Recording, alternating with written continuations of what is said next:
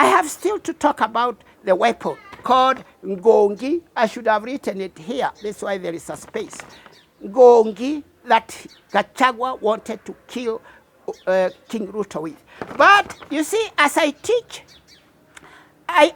integrated learning. I teach integrated so that you can learn many things at the same time. You'll be reading, some is the Bible. You'll be learning, reading. I will be teaching the Bible, how to apply it. This is Surat Al-Kahf, that's Quran. So I'm teaching the Bible and the Quran. And then there is this word, malapropism. I put a dash. It does not have a dash. You see, in political science, first of all, you have to have a party, a people that you talk to that are supporting you, and then you send them to different places. And that is how Gachagua could have a representative in Isiolo, of course, a Kikuyu, whom he will send the money, and then he will distribute to those people, and actually make those boys start shouting at the King Ruto. That was on 7th, you can check on that, on February, 7th February 2025. Stupid, mediocre young people, because of only 100 bob, they could dare shout at a beloved king, a de facto king. And notwithstanding that he's a Kalenjin, they do not know how to talk about Kalenjins later on. You don't pray with them like you pray with the Kikuyu. You can come and pull my beards. Because I'm a Kikuyu, I'll not do anything because you're my grandson. But don't try that on a Kalenjin elder, my friend. Don't try it. We shall come to that. So, how does malapropism? It's one word. Why have I written it there? Well, why did I talk about mediocracy, kakitocracy, kleptocracy? As though that I say there is also a democracy. The one you call democracy, I call it democracy. This is why I wanted to show you that there are many types of governments, and I'll come also with more when I come. I also told you that malapropism is when you have a word for something, but that word means something very different from what the word you want to mean by that. That is malapropism. Because when we are talking about mediocracy as a type of government, some people will confuse it with mediocrity. Mediocrity is the quality of being a mediocre, something hafifu in Swahili, something very, what you say, which word, because you have to have the words.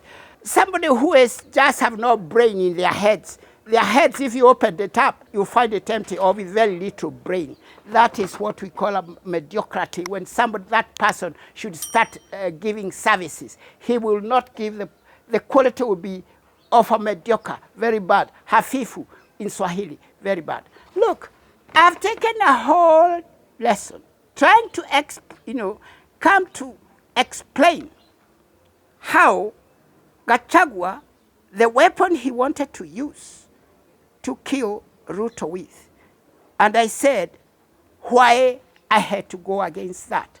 And it's only the government of Kenya who would have protected me from Gachagua being the president and him being removed, so that even if, for any reason at all, our beloved king should not be in this country, then the one who will take over will be a professor like me. And I hope Professor Kidiki, if he was there are some things, his dignity of having a real doctorate, otherwise he would not have been teaching the university, then he will not do some of those things that are being done.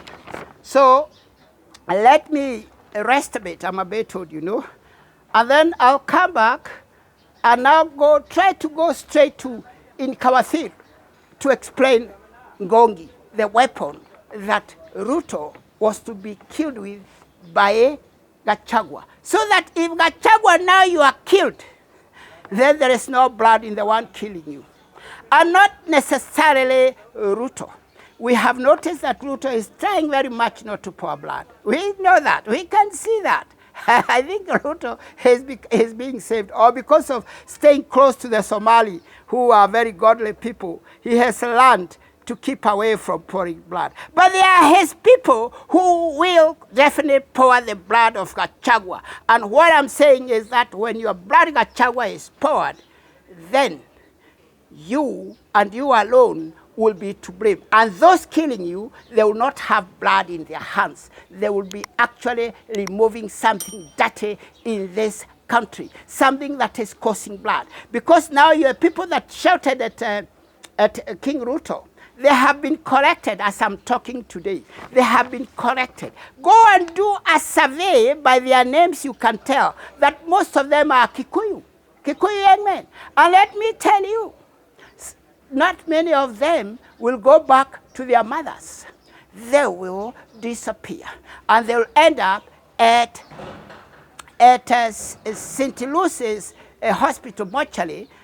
All their decomposing body will be found at a certain mortuary, or they will never be seen. Gachagua, that blood of those young Gen Z is in your hands. It is in your hands. And remember the law of God, which you find at the book of God in Numbers chapter 35, verse 33. Thou shalt not pour blood, because blood is what defiles a land. And when a land has been defiled by pouring innocent blood, that land will not be cleansed until and unless the blood of the one pouring the blood of the innocent blood, his blood is spilled. Gachagua, go home. Stop politicking. Now I know that your house is the one that this man, Suni, was calling you the name he called you when he said that go home.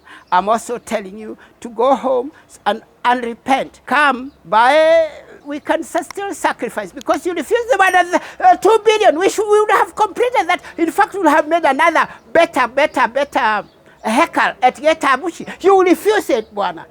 What a proud man you are. You should have taken it, Bwana, and give me a 1 billion. I'm looking for 13 billion. Thank you very much. And let's meet in the next video.